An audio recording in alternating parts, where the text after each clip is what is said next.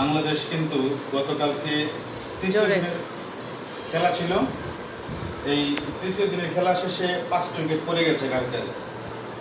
37 রানে 4 উইকেট পড়ার পর লিটন দাস প্রথম বলে আইসেই এটা জোরে ছক্কা মারার চেষ্টা করছে।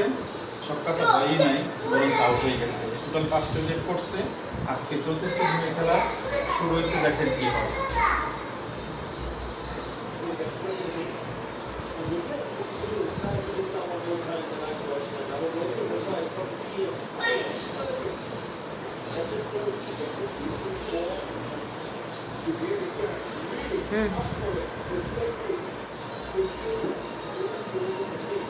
মুমিনুল হক আছে ক্রিজে, দেখা যাক কি হয়।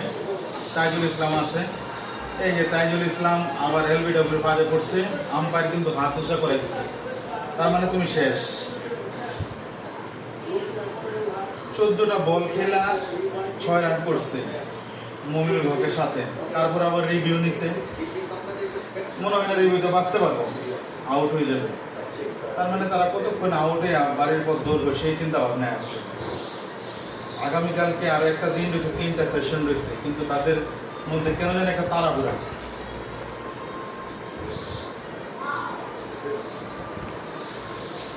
হ্যাঁ, পরিষ্কার আউট তো, আম্পায়ার্স কল দিছে আউট। তার মানে তাইজুল ইসলাম শেষ।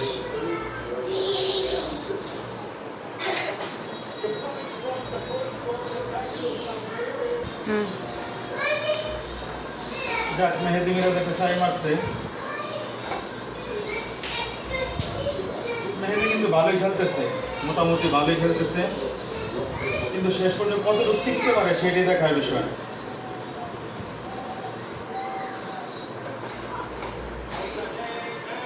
এই যে এইভাবে প্রতিটা ব্যাটসম্যান, ম্যাক্সিমাম ব্যাটসম্যান এভাবে আউট হয়ে গেছে। তারপর মেহেদি মিরাজ একই কায়দায় একই ক্যাটাগরিতে কোচা একটা মারলো, পিছনে ক্যাচটা ধরলো, আউট হয়ে ফিরে যেতেছে।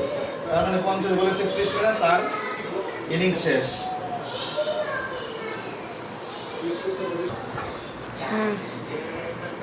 এই যে শেষ, বাংলাদেশের ইনিংস শেষ। 182 রানে 10টা উইকেট পড়ে গেল। মোমিনুল 87 রানে অপরাজিত থাকলো। তার মানে কি, একটা টেস্ট খেলুড়ে দেশের মধ্যে 10টা ব্যাটসম্যানের 11 জন ব্যাটসম্যানের মধ্যে 5 জনই 0 রানে আউট হয়েছে। স্বীকৃত যারা ব্যাটসম্যান, লিটন দাস 9 বছর ধরে টেস্ট ক্রিকেট খেলে, সে আয়ত্তের উপরে মারলো, 0 রানে আউট হইল।